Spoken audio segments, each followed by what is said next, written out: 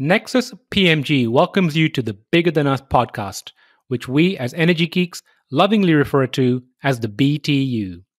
Bigger Than Us is a podcast that focuses on ideas that will shape the future of our planet and ultimately our existence. We will occasionally lean into energy topics because, after all, it's the key to our collective survival. But we'll also explore other ideas and topics that we believe will have an impact that is bigger than us. And now, on to today's show.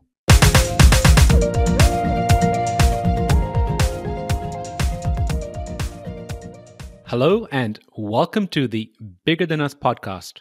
I'm your host, Raj Daniels, and today I'd like to welcome Naveen, Sikka, and Sudhir Rani from TerViva to the show.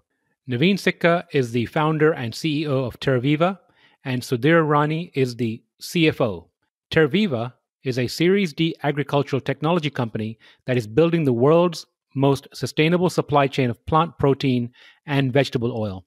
Utilizing experience in management consulting, technology, natural resources, and agriculture, Naveen established TerViva to understand and extend the benefits of the ancient Pongamia tree's resilience and protein and oil-packed beans. TerViva has since introduced Pongamia as a new commercial crop that converts distressed farmland into sustainable, productive acreage. Under their leadership, TerViva has unlocked Pongamia's potential as a climate-friendly, nutritional powerhouse for feeding the world's rising population.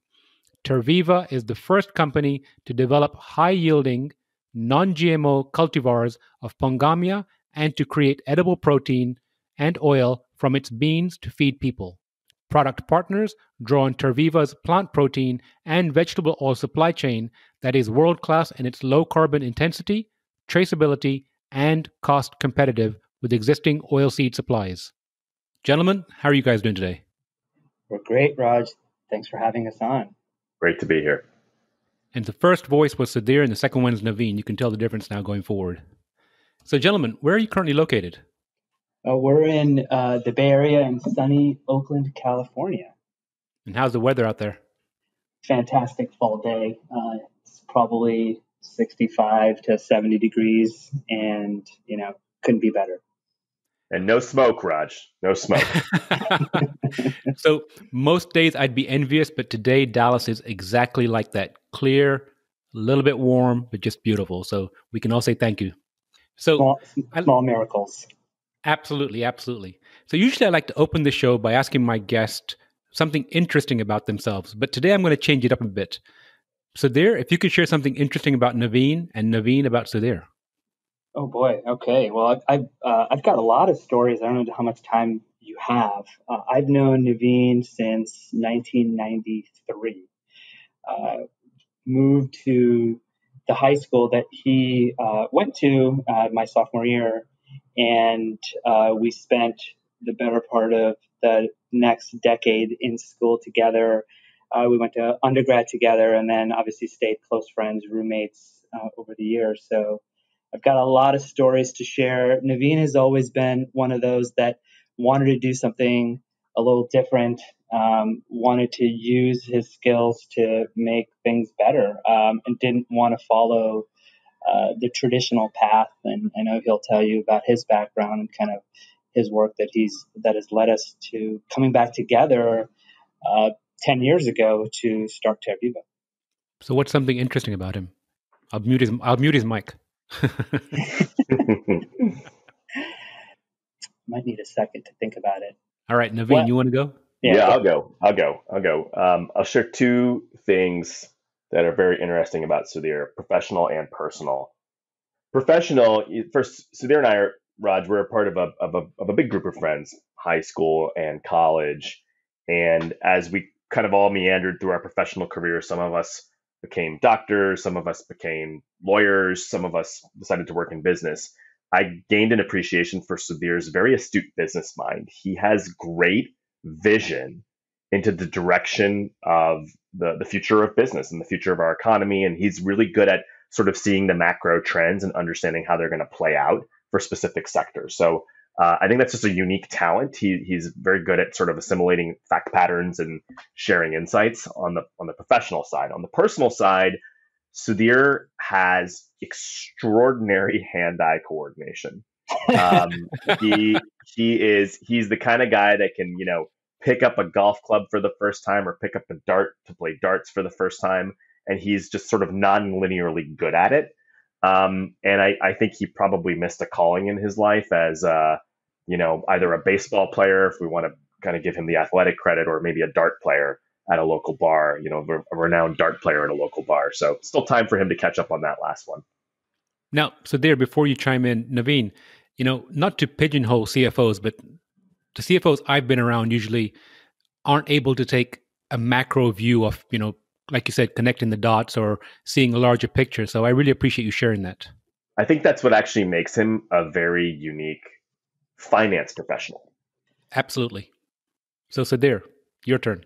Naveen, I think the thing that I've always enjoyed about being friends with Naveen and obviously now working with him is he knows how to rally people around anything. It could be like the bar that we go to, but in this case, the type of business and how we want to build our mission. And I think that's a unique set that Naveen has been able to get over his lifetime. You can ask all of our friends in high school and college, people want to know what Naveen is thinking and where we want to go. And I think professionally, I've learned a lot from how to build a business from him. And I think in particular, the thing that I learned the most, which is kind of a unique set that I think a CEO is supposed to have, which is to build processes and the management skills that are important to help everybody, even people that are, really good at something technical or finance or whatever it may be, but to help them be the best they can be by continually learn how to not just manage people, but to create processes that we're not trained in, right? How to be patient and how to, do the things that need to happen and trust that other folks that you've hired get the job done. I appreciate you sharing that, but I'm not going to gloss over the fact that you both brought up bars. It sounds like it sounds like Sudhir, while you're playing darts, Naveen will rally the troops to cheer you on. It's it's a social game. We are on a 10-year journey here, and if you're not having fun, you're doing something wrong. Okay, Raj, I'll share one more thing about Sudhir, then we can get off the topic. But since you brought up bars, another talent of Sudhir's is that he can make a jalapeno anything. A jalapeno martini, a jalapeno margarita, a jalapeno, Moscow Mule. I think he's sort of channeling, as you know, we're Indian American by background. He's sort of channeling the best of our heritage with the modern bar scene. It's funny you'd mention that because our COO is also Indian. His name is Roshan. And this year he decided to start growing things. And the first thing he started growing were peppers, jalapeno peppers, other kinds of peppers. And now he's bottling his own hot sauce. So, it must be something in the blood. Yes. I need to meet him because I have to admit that I have a small garden in front of my house. And there are two things growing right now. One is a padron pepper and the other is a serrano pepper. They are not for cooking. That's amazing. So switching gears here, let's move on to TerViva. Can you perhaps there give an overview of TerViva and your role at the organization? Yeah, absolutely. So we started TerViva 10 years ago with one fundamental theory of change, and that is that we need to grow the food that we consume much more productively and far more sustainably through reforestation and regenerative ag practices, which basically means that we need to use the land that we have better, not plow down sensitive ecosystems to plant more of the same traditional crops that we are growing.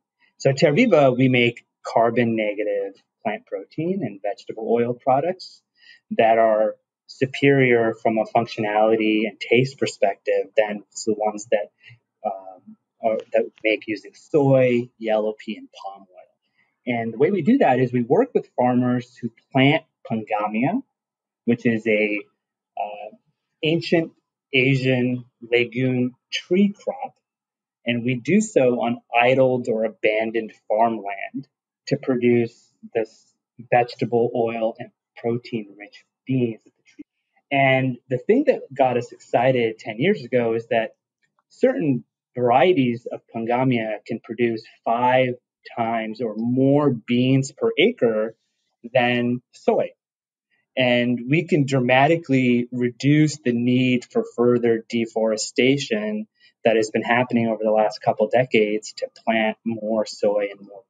So our thesis is that Pangamia will have 3 major advantages. One is functionality and use, and that is taste and all the things that matter in how you make food and food ingredients. Second is cost, and that is driven primarily by the fact that it just produces way more per acre than you can with a traditional annual crop like soy. And third, and perhaps a big part of our mission is the sustainability, right? These trees that will grow over decades are natural carbon sink. And TerViva essentially is providing a nature-based solution to the future food needs. Naveen, do you have anything to add? Yeah, I mean, I think you asked about roles, Raj. Sudhir and I, we wear the hats of CEO. Me as the CEO, Sudhir as the CFO, but we've worn a lot of hats from inception of the company to today. I think today we actually wear the very traditional roles that those acronyms represent. So Sudhir leads our finance team, leads effectively the construction of our pro forma economics, as well as all the day-to-day finance and accounting needs of the company, which has grown to about 100 people. And I am, the titular CEO that takes a look at strategy and what's going on the horizon and helps build a seasoned management team to execute on that strategy. When we started, we did it all, like everybody. The moment that sort of always comes to mind is when we moved out of our second scrappy office into a nicer office. We were actually growing these Pangamia trees on kind of like a balcony here in Oakland. It could have been mistaken for something else that grows sometimes in Oakland. And I remember the hard work that Sudhir and I had to undergo to literally lift probably hundreds of pounds of soil and plants and dispose of them as we finally got to the point where we were graduating and moving to a real office, and we were going to keep the growing to where things should be grown. So, it's been a fun journey. So you both mentioned the Pangamia tree. 2 questions. How did you guys land on the idea of the Pangamia tree, and what does TerViva mean? Yeah, I'll take a stab at that one, Raj. So the idea really came from a trip that I took to India in 2009. Both Sudhir and I had connected philosophically on what we thought business could do to make the world a better place. I was looking at the more of the sort of energy side of the equation at the time, and Sudhir has, of course, a background in finance and was investing in companies that were sort of across the spectrum of making impact. I went to India. I saw what Sudhir described, these Pangamia trees growing in some very difficult agricultural conditions and producing a lot of beans. And I sort of saw a semi-industry of this happening in India, but the end markets were, very niche-y and pretty low value. They were these Ayurvedic kind of topical and sort of gut health applications that Pangamia beans were being used for. And so the light bulb that went off at that time is that Pangamia could be a production style agriculture crop, kind of like almonds or citrus, growing though on this poor quality land and producing vegetable oil and protein that could serve the broad basket of needs that crops like soybean and palm serve. So it was pretty much a eureka trip, actually in April of 2009, for 4 days, straight California to central India, looking at what was there. And then coming back and convincing first my family and then Sudhir and some others to give this a go, right? And the seminal moment of formation of the company was about a year later in 2010. We had entered ourselves into a number of business plan competitions and investment prize opportunities. And we actually won a series of them, right, in Q2 of 2010. And we hadn't yet actually formed a company or formed an entity, a bank account. We were using the name TerViva, Raj, because it connected the very essence of what we thought this tree could do, which is Ter for land and Viva for life, like bringing new life back to the land. So it's sort of a coined name for the company. And it was that moment where, Sudhir and myself and some of the other people around the company at that early stage in 2010 said, let's go for it. Let's form the bank account. Let's cash these checks. Let's try to build this thing. So, where specifically in India were you? I was in the Indian states of Andhra Pradesh and Karnataka. And feel free to get as technical as you need to. I know there's a lot of regulation around importing seeds, flowers, fauna from other countries. Can you share with the audience some of the challenges you had to go through to get Pongamia? Yeah, well, it's to me it's black and white, right? There are very clear laws in certain jurisdictions around the world on what we call biopiracy. India as a country and other countries in other emerging market countries have been taken advantage of and have had their biological resources exported and appropriated. It's sort of the history of agriculture. So we actually decided very early not to work with India-derived Pongamia trees. We've worked with a group out of Australia that did some selection work in the natural environment there, where Pongamia is basically considered a street tree, an ornamental tree, and there's no sort of intrinsic intellectual property value to those trees. And those are the trees that we've actually built our program off of to date. Now, what's interesting, Raj, is that in India, there's a robust supply of Pongamia beans today. There's millions of tons of these beans that are used for the kind of niche applications that I mentioned earlier. We can actually take those beans, which are just beans that are currently used, and we can process them into food grade products. And that's what we plan to do with our business in India. And what about the regulations getting them here to the US? There's, at least for Australia, you have to file permits both on the Australia side and on the US side to import or export, depending on what you're looking at, plant-based material. In India, there's a much stricter regimen of controls that are, serially at the local, state, and federal level that we've explored, but we're not actively looking to export India genetics. Got it. And it's interesting you mentioned biopiracy.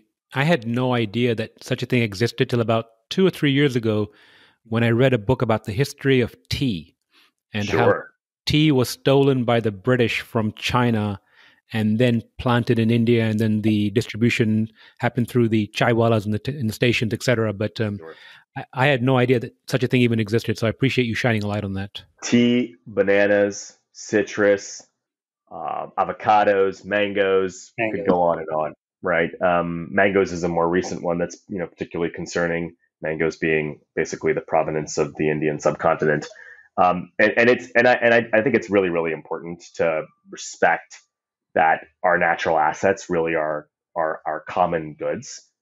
There's a modern history of agriculture that has taken, for example, soybean seeds and corn seeds and genetically modified them and claimed them to be proprietary.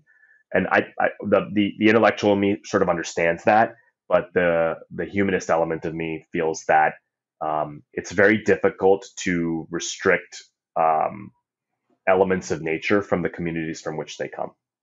So, you mentioned the humanist part of you, and you mentioned philosophically earlier. Crux of our conversation is the why behind what you do. Now, both of you mentioned, your friendship, and I think you went back through 1993, I believe, Sudhir said.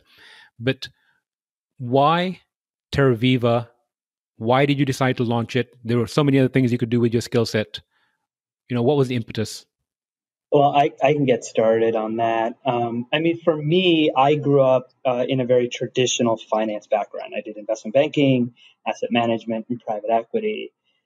While I was going through that journey, even in the first year of investment banking, when I was like 21 or 22, right out of undergrad, I always wanted to do something outside the guardrails of finance. I remember trying to pitch deals to my managing director as an analyst.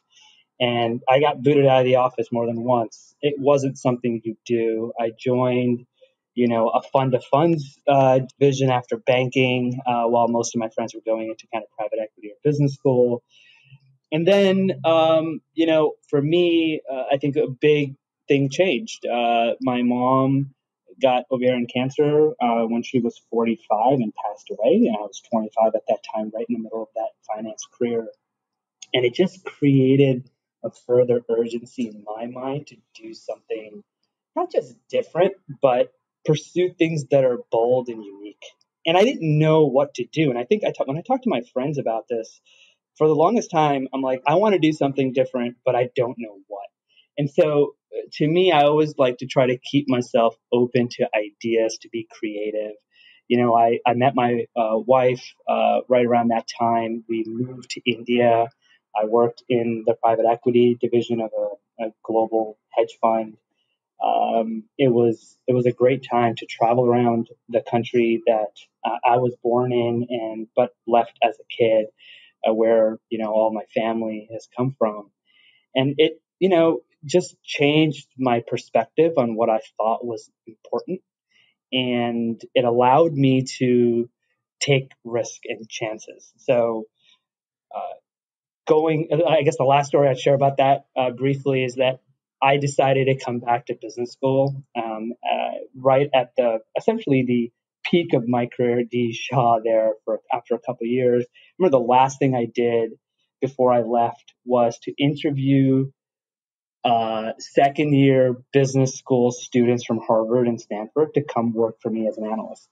And I remember doing those interviews thinking, you are going back to business school and the back of the bus. And to me, it didn't feel that way. It felt like a reinvigoration of my ability to kind of sit there for a couple of years, meet a lot of really cool people, which I have, and work on this thing with Naveen, which honestly I would not have done if I didn't take those steps in my life. So there, I appreciate you sharing that personal story. Naveen, what about you? What's your why?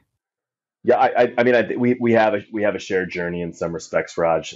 Sudhir's story is very powerful, and death.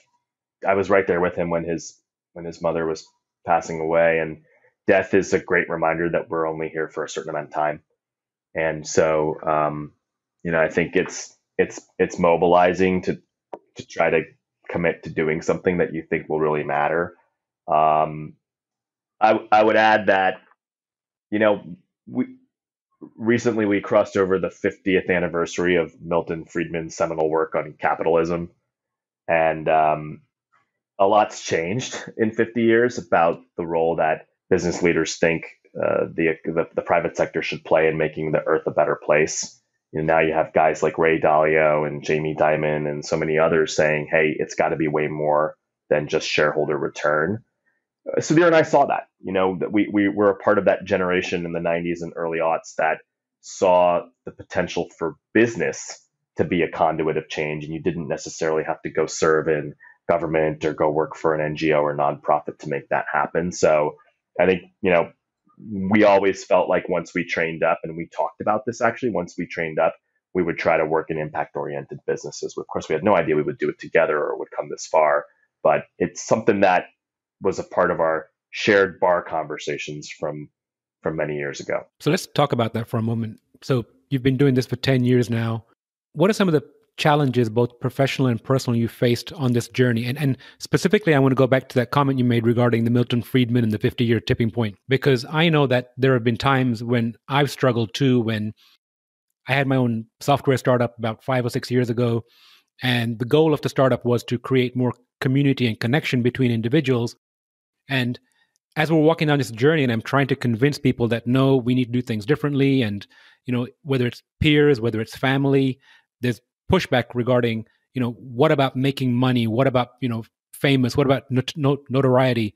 What are some of the challenges you've had in your journey and how have you been able to handle those? Well, I'll take that. I think some of those things, I didn't, neither Naveen and I, nor I, grew up in a wealthy household. We're, very much middle class, kind of upbringing. So we had great parents, great brothers that have helped us along the journey, and great friends. Get into finance, and then all of a sudden the world looks different. You start to pursue monetary compensation as your primary driver, because in finance, at least, that is how you determine whether someone is good or not, for the most part. And so getting off of that train is rather difficult. And for the better part of the last 10 years, Naveen and I have sacrificed, ourselves, and our families in particular have sacrificed a lot, allowing us to kind of pursue our mission here at TerViva. I guess what I would say is that, if you have to ask yourself what is important, and for me, all of those things are always important. I'd be lying if I didn't say that money or fame or one of those things didn't generally matter. But how you get there, I think, does matter. I want to live my life, even if I'm not considered broadly successful by society, being successful by the pursuits of what I think are meaningful, and building something that's unique that connects to the broader mission here. Naveen, do you have anything to add?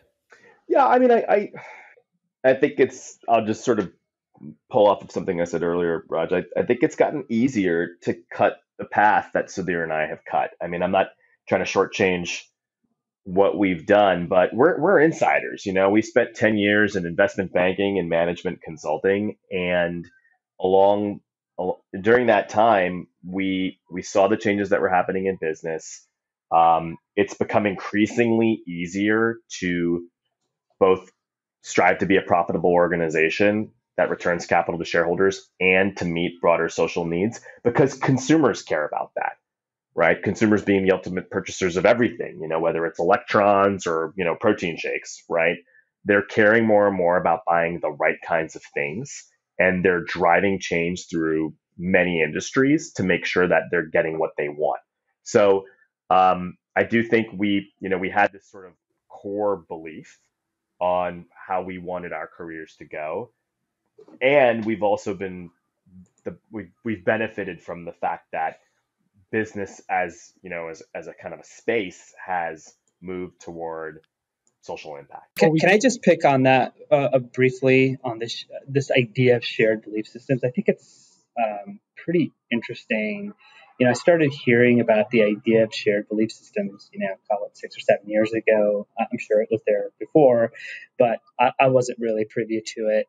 And as I researched it, it kind of made more sense. And I think what has changed in the last, call it 5 years, 10 years, is that I think we have the opportunity to kind of be the central rallying point for lots of rapidly growing and sometimes independent shared belief systems around the globe, right? So to give you an example of that, you've got folks that believe in organic or clean food.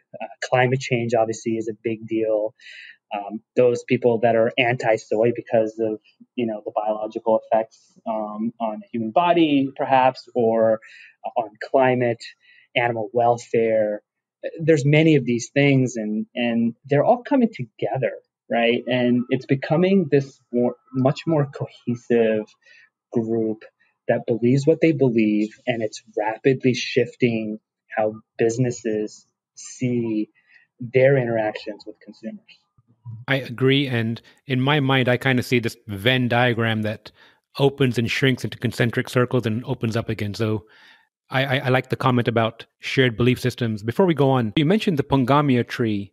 Can you share all the uses for the fruit itself, the seed, and the shells? So Pongamia itself is a crop. It produces beans in shell. And this shell is kind of like a peanut husk, if you will. So you can kind of open it with your hands, but we use a sheller. And that leaves us with essentially two things. One is a dry, woody mass, biomass for the shells, and then a bean that has essentially two things in it: an oil, crude oil, and a high protein meal. And Pongamia, as Naveen mentioned earlier, has historically been used kind of because it's so bitter, the oil and the meal, it hasn't really been used in food applications, but more in kind of Ayurvedic medicinal applications. And functionally, what TerViva has been able to figure out over the last 4 or 5 years is how to remove these flavor compounds that make the oil and the meal very bitter. And we use traditional kind of oil seed processing equipment with some secret sauce for Pangami itself in a composition and method patents that we've filed and have to reduce the bitterness in the oil and the protein. So now you have essentially two major products. One is a heart healthy, extremely tasty vegetable oil for cooking and sauteing and other food ingredient applications, and a protein product that can go into all sorts of alternative meats, dairies, and food ingredients that are now growing at pace. The shells, we've done some tests in the past. Our plan isn't really to monetize that right now, but we know that we can, pelletize it and burn it and create some electricity out of it. And again, just another technical question. How do you harvest the beans from the trees? Yeah, it's a good question. So one of the things I didn't mention is that, we work extensively in Florida for the past nearly decade.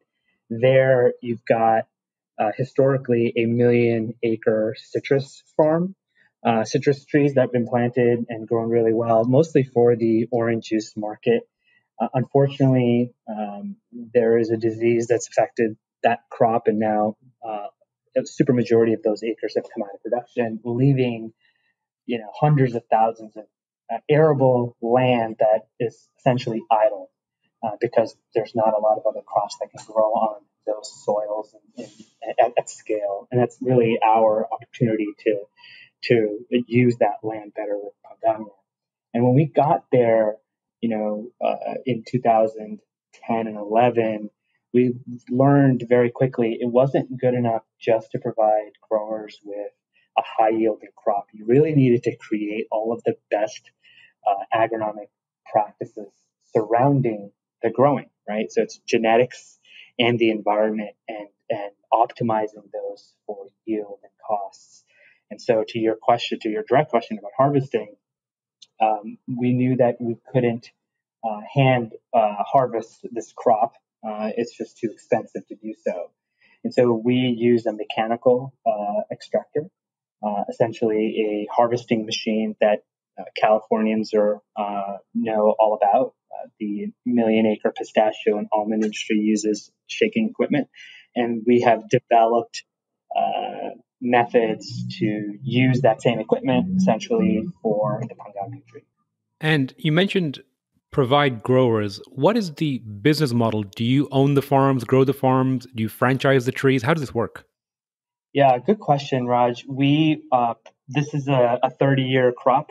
It will start producing in year 4, the beans. We partner with these growers over that time. And what that means for us is that we sell these trees to growers. They will use their land to farm it, which is what they're best at doing, better than we can. We help provide kind of the data analytics and the agronomic best practices around managing weeds and harvesting and things like that. Ultimately, we then buy back those beans from the grower through an offtake agreement.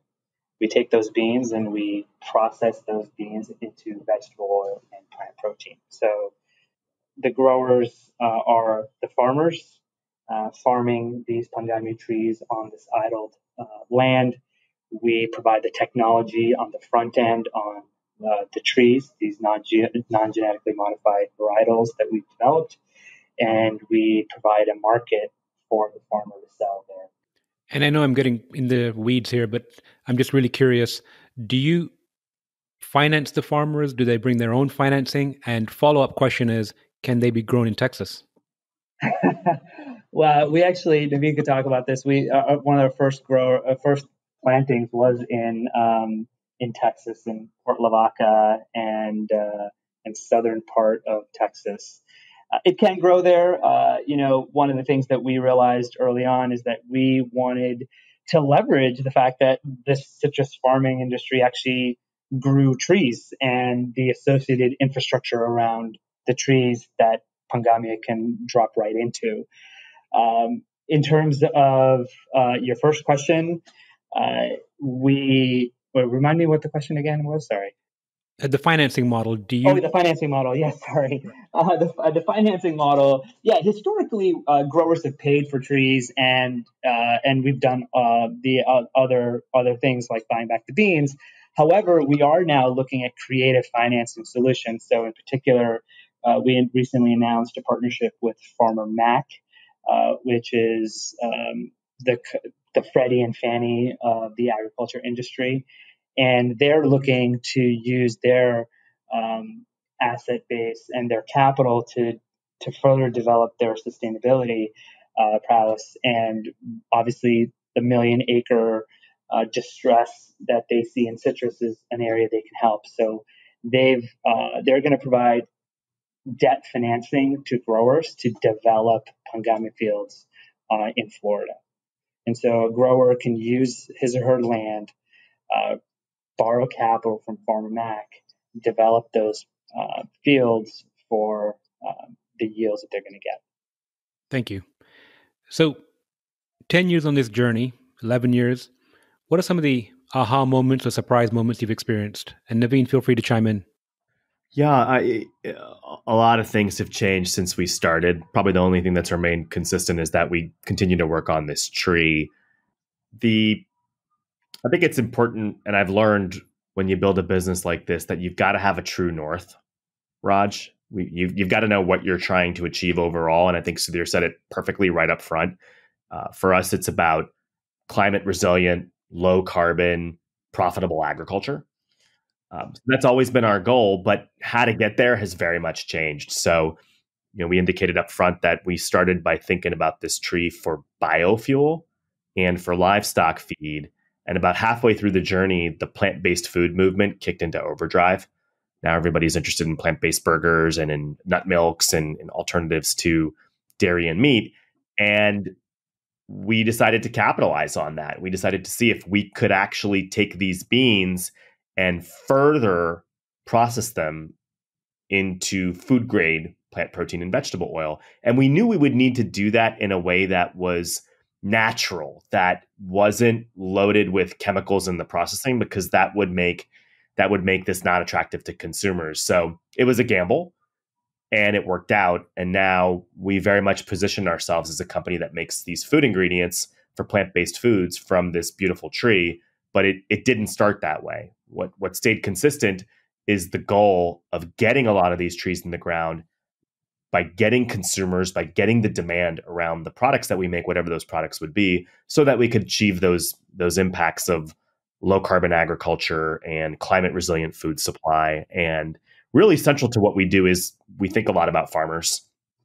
We need to continue to make farming a profitable business in the world, especially in light of all the problems that are out there with climate change. If we don't do that, farmers will stop farming and we'll have big problems in food security. Sudhir, would you like to add anything? Yeah, I think, we ask ourselves, what if you could grow trees that just produce way more soybean-like outputs, but grow it on the millions of acres of farmland that currently are out of production, right? So it isn't about replacing the current soy acres, right? You ask anyone, we've got 300 million acres of soy planted worldwide. I think 50 to 70 million acres of palm oil planted worldwide. And it's the last 100 million acres of soy that were planted are not in the Midwest, but rather in sensitive wetlands and rainforests and other areas. We need another 100 to 200 million acres just to kind of feed the growing demand for food and feed.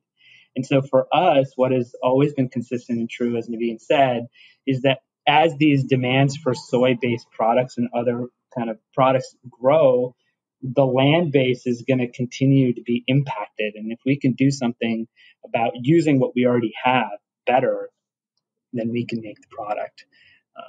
We can make a change, excuse me. And in terms of surprises on the journey, I think Naveen hit it. The rapid shift in consumer preferences towards plant-based foods, not just by vegetarians, but also from meat eaters, is a game changer. I think it's going to allow a lot of companies, including ourselves, to bring forward new and innovative technologies. And obviously, we're we're using nature-based solutions for that. And if I had to share one thing consumers want now or will want going forward, it's that consumers are going to want healthy, tasty, and sustainable sources, and they're going to want to know where it came from, how it's grown, and that what they're doing is leaving a positive impact around the world. So while I have you both in line, which one of you recognize that opportunity? Interesting question, Raj. Sudhir actually flagged for me in 2016 the momentum around plant-based foods and the need for us to pivot toward that market to, more than anything, generate continued investor interest in what we're doing. The intellectual in me initially resisted that because in agriculture, most of our commodity crops don't actually go to plant-based foods or even food. They go to energy and to livestock. And I'll still maintain that the biggest impact Pangaea can have as a crop in the long run is replacing soybean and corn-like acres, which are 80-90% used for energy and for feed and not really used for food. So we dipped our necks into the market. There was, for me, a pretty pivotal moment that accelerated my thinking on moving into plant-based foods and food in general. And actually, this is a phone call that Sudhir probably remembers. We were both on the phone call. It was pretty late at night here in California. And we had gotten connected, Raj, to a senior executive in the food industry, in the food and feed industry in India. And we arranged for a time to speak to this person. We called him up. Actually, I conferenced Sudhir in and just called him up directly on his cell phone. That's what he asked for us to do. And he was in Mumbai, and it was in the morning. And you could tell he was walking on the street. It was very noisy. He's a very senior person, carving out some time for us. And I just dived straight into the pitch. I tell him, wouldn't it be amazing if we took this Pangaea tree that's already well known in India and we made biofuel and livestock feed for India for the growing needs for those products? And he listened and he said, yeah, that would be really exciting. And then he said, you should also look at doing food because people in India really need food. Mm-hmm.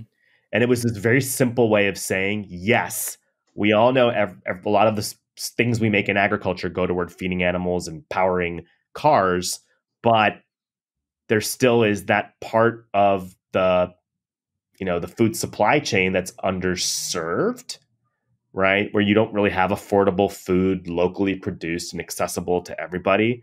And that's where this particular person's mind was at. It was humbling. The cacophony of the streets of Bombay in the background, you can sort of visualize what's going on there. And for me, it was a real turning point to just have the vision to try to see if we could land this in the food markets. I appreciate you sharing that.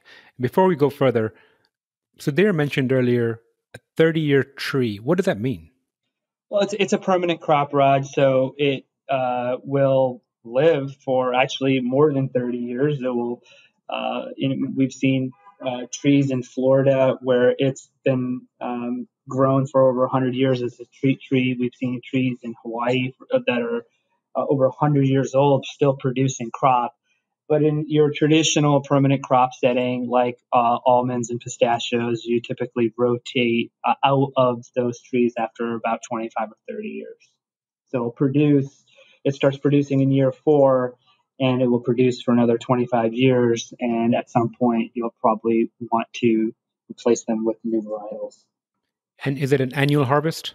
It is an annual harvest. Thank you for that clarification. So let's call it 2025. What does the future hold for TerViva?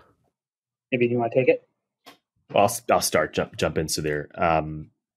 We see this crop having the potential to be on millions of acres. It'll make food. It will make feed. It will make energy. It'll make everything that you can get out of big scale crops like corn and soy and palm. And we're beginning to think, how do we, if we plant 100 trees an acre, even 5 million acres is 500 million trees. We're starting to think about how we get there, what kinds of resources we need, what kinds of partners. The food and ag supply chain is long and slow and doesn't necessarily take to innovation easily. And so I think the next big thing for us, Raj, is to court the biggest partners in our space that really care about all the things we keep mentioning, food security, climate change, low carbon, farmer livelihood. Find those people so that they can help accelerate this journey, right? We've always said this isn't about us, and this isn't even about TerViva. This is about the tree, right? A tree that has dramatic potential to improve a lot of what's wrong right now and will continue to be big problems going forward. So I'd like to see us really stitch together with some of the most influential players in the food and ag supply chain and scaling Pangamia very aggressively. I do think that means that, we'll look very different 5 years from now than we look today. But I think that's okay so long as the mission of what we do and its relevance is cemented into how we conduct business. Sudhir, do you have anything to add? I think that was well said. I mean, I think consumers are also going to be important. How those trends continue to evolve in the types of products we bring to market, the channels in which we go to. We're closely listening to the partners that we have now, both on the farming side as well as on the consumer side. I think from my vantage point, one of the things I want to be able to bring here is innovative financing tools for farmers to deploy large scale Pangami plantings. And I think I'm very excited because I think finance and ESG are becoming much more real. And as we continue to get these food products into the hands of consumers, we're going to have an opportunity to really do pretty cool stuff around finance and structures. You both have made this tree sound like a super tree. I think it should have its own campaign. It is really an amazing tree. It's also emblematic, I think, of many other natural assets that we have, Raj, other types of crops that if consumers are willing to eat and try new and different things like they are today, I think you could see a couple other Pangamias come out there and a couple dozen other more niche crops meet the food needs of our planet more sustainably. So we hope to kind of be paving a path here for future innovation using our broad biodiversity. Which sounds like a beautiful path. So before I get to my last question, I want to just thank you, gentlemen. It's been a great conversation. I've enjoyed this experiment, and I appreciate you guys participating. Last question is, and you can take this individually, if you could share some advice or words of wisdom with the audience, what would it be? I will start. I will say, Raj, that building a company, being an entrepreneur is it's going to be a lot more fun and harder than you think. I think for me, the key has been having a chance to work with, one of my closest friends. As Naveen knows, there's been lots of, dark days over the last decade, but there's also been, amazing ups. And I think for us, the key is to be humble, to be content with the mission that we've set ourselves to. And I guess I'll leave with a quote that one of our advisors, Mark Tursick, who is the former CEO of the Nature Conservancy, recently put up on LinkedIn that I really liked. And it goes like this: think big, act big, try to do the right thing, period. I love that. Naveen? Yeah, I love that quote too. And I'll borrow from the last part of that quote. It helps a lot when consumers, all of us, buy our values, meaning we purchase things that reflect the world that we want to live in. It really does help a lot. Maybe sometimes it feels like your vote in a presidential election. My vote doesn't matter, but it does actually, right?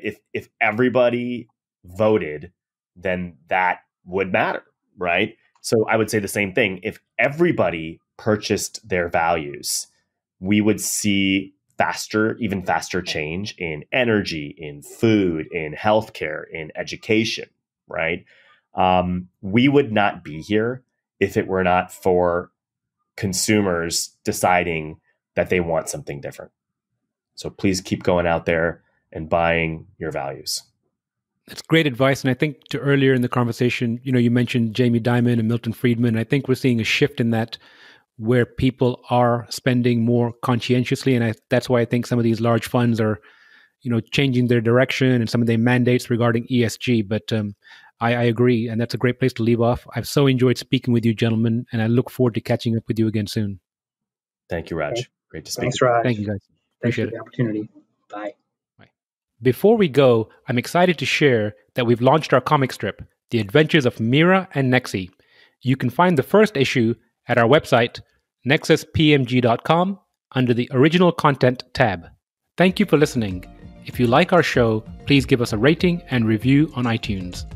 And you can show your support by sharing our show with a friend or reach out to us on social media where you'll find us under our Nexus PMG handle. If there's a subject or topic you'd like to hear about, send me an email, btu@nexuspmg.com, or contact me via our website, nexuspmg.com. And while you're there, you can sign up for our monthly newsletter where we share what we're reading and thinking about in the clean tech, green tech sectors. Bigger Than Us is a Nexus PMG production.